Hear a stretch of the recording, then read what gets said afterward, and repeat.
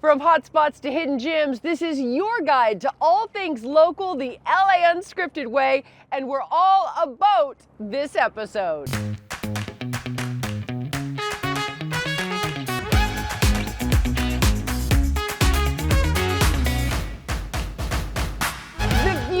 The weather, the boats. Just an hour from downtown LA is a slice of H2O heaven in Newport Beach.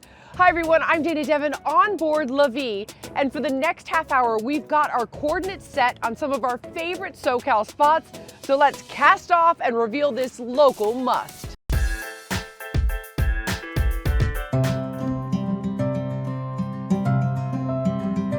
Okay, we found the most magical concrete museum here in Glendale. It's a monument of a father's love for his 4 daughters. It's a total family affair. You're gonna love it. Come inside.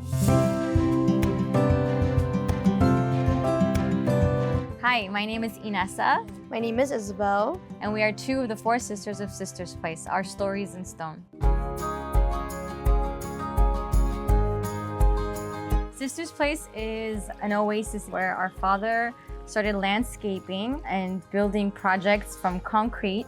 One project after another led to this sculpture museum that we are so ready to share with the whole world and the community. Our parents immigrated here in the late 80s, so buying a property for them, it was the American dream. He got the place and it was all dirt, but he saw so much potential here. He just wanted to clean up the house and have a place for us to play.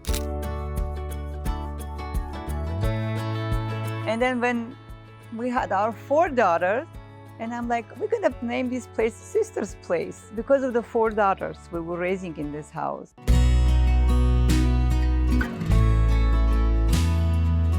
I used to say that this was our own personal Disneyland because it's like our own little fairy tale. Each of us have like our own personal meaning to everything, whether that's a handprint made out of concrete from when we were younger or our past dogs like paw prints on the floors. Oh my God, her little baby prince. Yeah. Did he surprise you with that? He woke up in the middle of the night and even though it took forever, he still did it. My heart, this family. Oh. It was very important how to raise their kids. So it's kind of a silent education. They see, you know, what time I wake up, what time I started, you know, all this dedication, all this imagination, creation, drawing, working. This would be the perfect place to sit and work, do homework, Yes, read. yeah. Oh, the kids and guests, one of the favorite places. This right here, this little nook. This is one of the things that sold me on the story. They have like a little library here, right? Kids have been exchanging books here. This is our little library, and we call it Little Sisters Place Library. This is a stage where people can recite poetry, they can do art presentations. We give Sisters Place as a platform for up-and-coming artists, musicians, poets. We've had Victorian-style tea parties here, and we have had Mrs. Claus visit us for storytime reading sessions during Christmas. We've had Easter egg hunts. Saturdays and Sundays, we've decided to make it Museum Day, where people have been coming by from all parts of LA, even people from New York who've seen it on Instagram and Texas. We have a donation base on our website. Children are always free.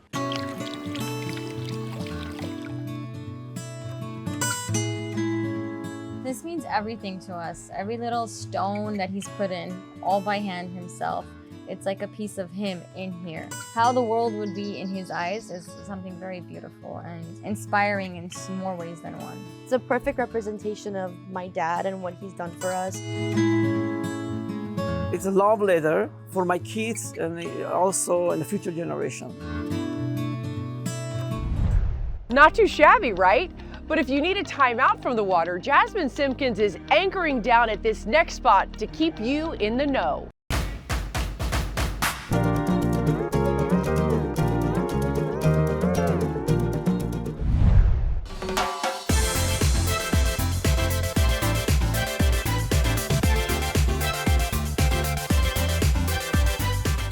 Like it's hot this Maui week only on LA Unscripted.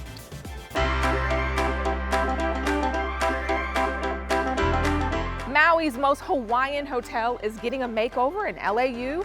You're getting a sneak peek. Let's go. So what is the Outrigger Ka'anapali Beach Resort? It's all about sharing and creating guest experiences. The hotel officially opened back in 1977. A $60 million renovation. Being in operation for over 50 years, we needed to have a nice uplift. Jasmine, take a look at our signature suite. Oh my Ocean inspired. Come on, I have to show you. With the artwork, the carpeting, and the colors. The colors. Very representative of Hawaii. We like bright, we like beautiful, and we love the ocean. So very ocean inspired. So much Kai for my eye. Right? And guess what? On a very famous white sandy beach. Snorkeling, parasailing, canoe paddling. If you've had enough of the sand, come back to the lawn. Pull up the lounge chair, relax, kick up your feet, a sunset cocktail. All right, Chef Jesse, you've got some yummy food that you're cooking up here at Maui Brewing Company. Yes. What's on this table? So on this table, we got our seared ahi tuna salad. Right here, we got spam musubi that island people love to eat. Right here next to you is our famous Baja fish tacos that's made with the bikini blonde. This is very refreshing. Nothing like a cold beer, enjoying the beach, eating some great food here at Maui Brewing Company. Oh my goodness. How long has Maui Brewing Company been here at Outrigger? At Outrigger, it's been here for about 3 years. Does it blow your mind how popular the brand has become and how much people love Maui Brewing Company? Yes, it has. It's been, it's just amazing to be able to do those things. Being in operation for over 50 years, in addition to our guest rooms, our public areas will also be refreshed. Creating a very open air within the lobby. So as you enter the lobby, you'll have that ocean views. We have been named or blessed with that name, Maui's most Hawaiian resort.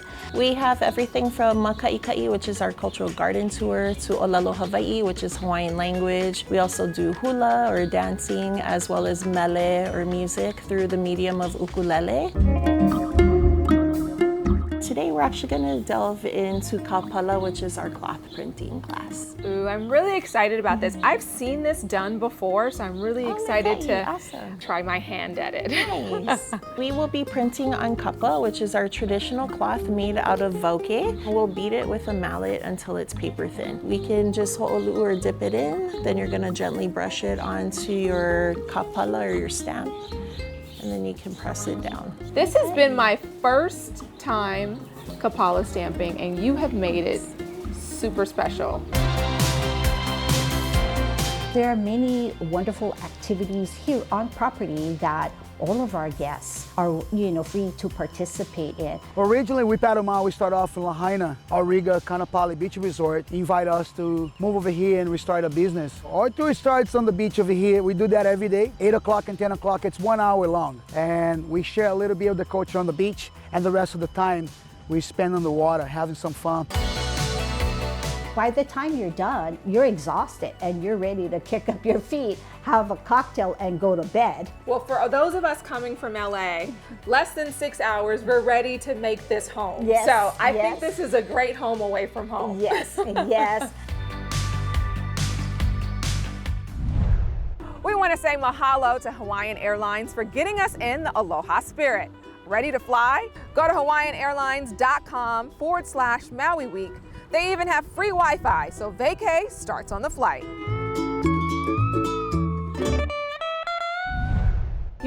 If I had a yacht, I'd probably name it Dinsale Washington or Mariah Ferry. I mean, a girl can dream, but at least this next find is real.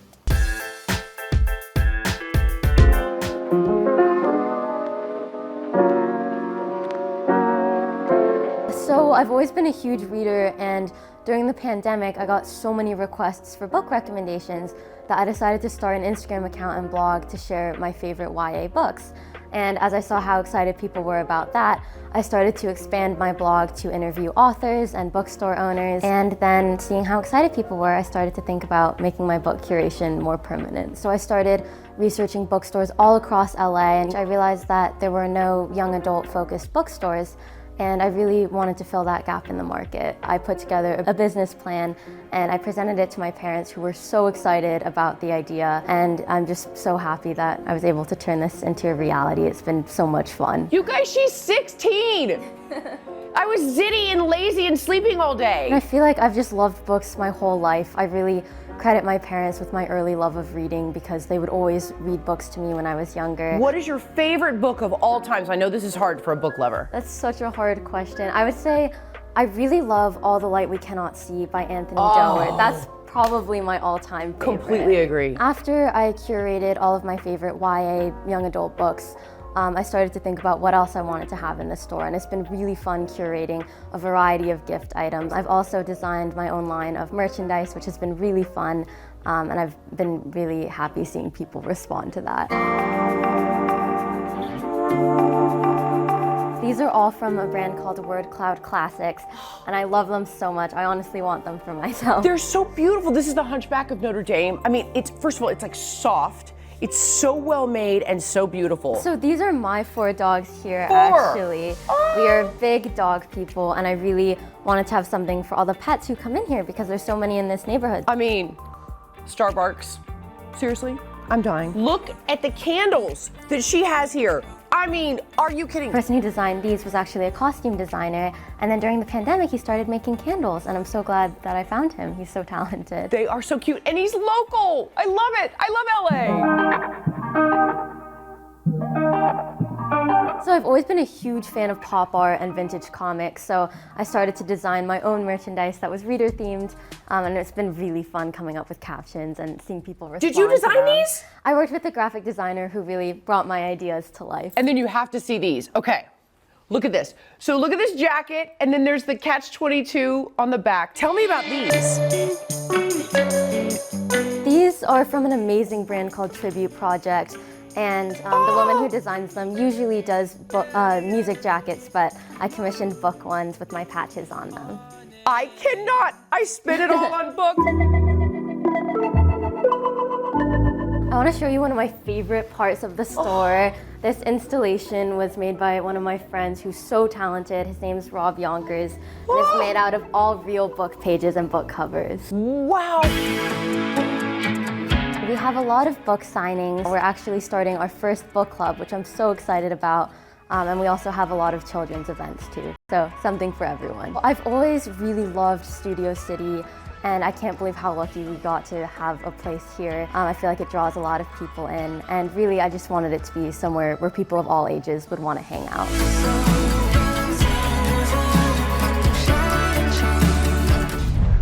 Okay, we have to take a quick break, but there is so much more to share, and boy, are we having a good time or what?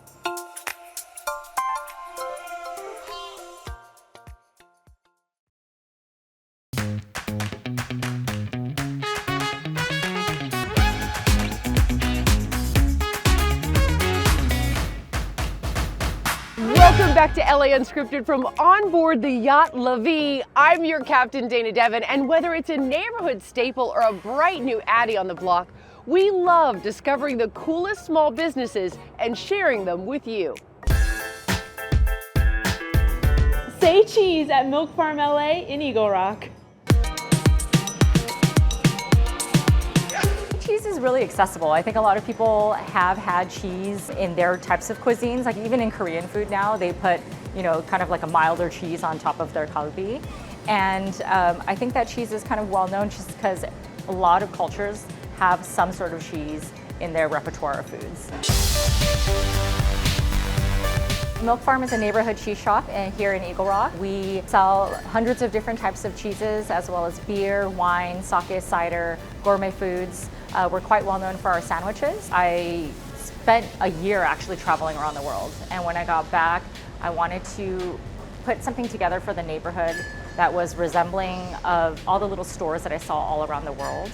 highlighting all the great things that are made here in America as well. So it's a bit of kind of like a European influence meets an American influence. Here at Milk Farm, all of the employees here, all of the cheesemongers here are highly, highly educated in all things cheese. So if you ask them a question about the science of cheese or lactose or what's in season or how certain cheese is made, we will actually be able to know the answer and explain all of that to you.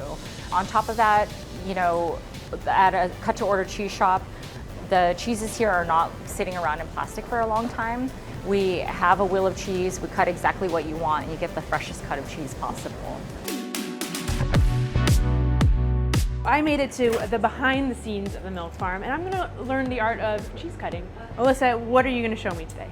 I'm gonna show you how to use our fabulous little cheese wire here. We're gonna cut some cheese together, but first, since you're behind the counter, you get an official Milk Farm apron. This makes me official, I think. Welcome to the crew. Yes, thank you. I'm never leaving, it's okay.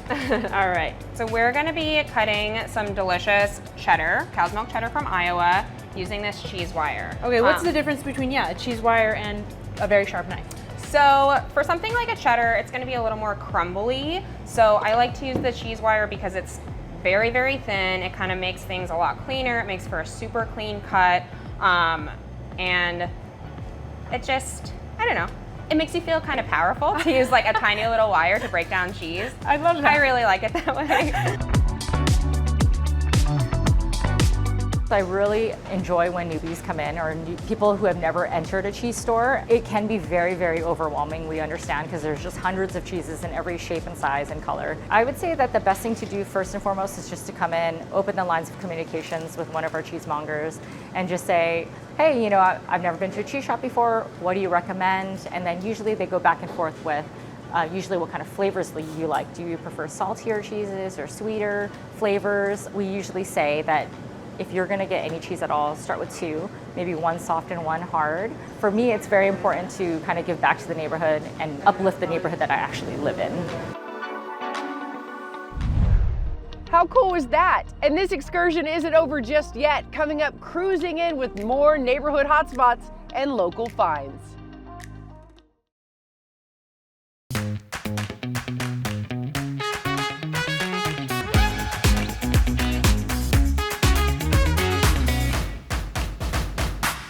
Welcome back to LA Unscripted from onboard La Vie in Newport Beach. And as much as I love taking the scenic route, here's what really floats my boat. Oh my God, these curls are perfection. That's because you get what you set. Oh, is that a saying? Yeah. Flick out. Okay. Flick out. Hey everybody, I'm Dean Banowitz, Hollywood hair guy. I dare Dana to do a drag wig. Born and raised in Iowa, one of 15 kids. I'm lucky number 13. How do you stand out in a crowd of 15 kids? So that's kind of how it all started, really. Braiding tails on cows when I was supposed to be milking them. Being a part of the LGBTQ+ community is really important because in Iowa, it did not exist for me. When I moved to LA, that community really kind of opened their arms and brought me in. It was a level of comfort I don't think I've ever felt before in my life. So I'm working at American Idol. It's a hot ticket. Every reporter wants to get in. One of my friends got in, and this reporter called me the Hollywood hair guy.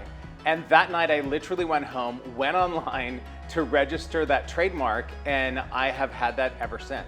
Shows that I've worked on, I have really loved in LA. I'm on the team for The Voice. I was on the team for Dancing with the Stars, So You Think You Can Dance, World of Dance, America's Got Talent, and the list goes on, but my sweet spot is competition reality. This is like Marge Simpson. Homer? Every time I was on set, I was like eye hustling everybody to see what they're doing. And I was like, there has to be a class for this. And that's why I decided to literally create the Hollywood Hair Guy Academy that teaches people how to do hair for TV, film, stage, and fashion. Dean is one of the most colorful guys you ever met. Not only does he decorate his beard for almost every holiday, you also have a Guinness Book of World Records. I got second place in the national competition, and the World Beard and Mustache Championship got canceled, but I wanted a world title. So I decided to break the Guinness Book of World Records for most bobby pins in my beard, 4,831. So this is actually a wig oven, right? Yes, this is used in a lot of theaters. And so we have to manipulate plastic wigs. Okay. And we steam them Oh with my gosh. a closed steamer. Just think of a hooded dryer, but for 9 wigs. Clearly the pink wig is for me. Yes, and the one is for me. They're synthetic wigs, so it's just a plastic fiber. Keep going. Just keep going. Just pretend you're a little kitty and you're licking. Kitty lick, kitty lick, kitty lick. I mean, I'm from Texas. I should know how to back up. You look so tired, I'm worried. You know it's true. Why is this so satisfying? Look, come watch. Look. Hey, you. Only using this part of the brush. Oh. Keep pushing through. After the kitty lick, we do just a light grazing over the top because we really want to smooth this down. Glide. Now watch me. Okay. We're gonna roll. Oh dear Lord. Take a look. Do you love it? Now for the reveal. I am shady. Get it? Shady? Okay, dare complete. Now I'm all dressed up and no hair to go. Get it? But this was anything but a drag. Dean, I love you. Thank you. Thank you. This was great. You did a really good job. Thank you should be you. really proud of yourself. Mwah. And sadly, it's that time again. I knew sooner or later we'd have to get out of the water, but LA Unscripted, you know you have my heart, hook, line, and sinker. Thank you so much to Happiest Hours for our H2O headquarters. Where will we be next? I haven't got a clue, but we'll see you next time. Good night, everyone. Mwah.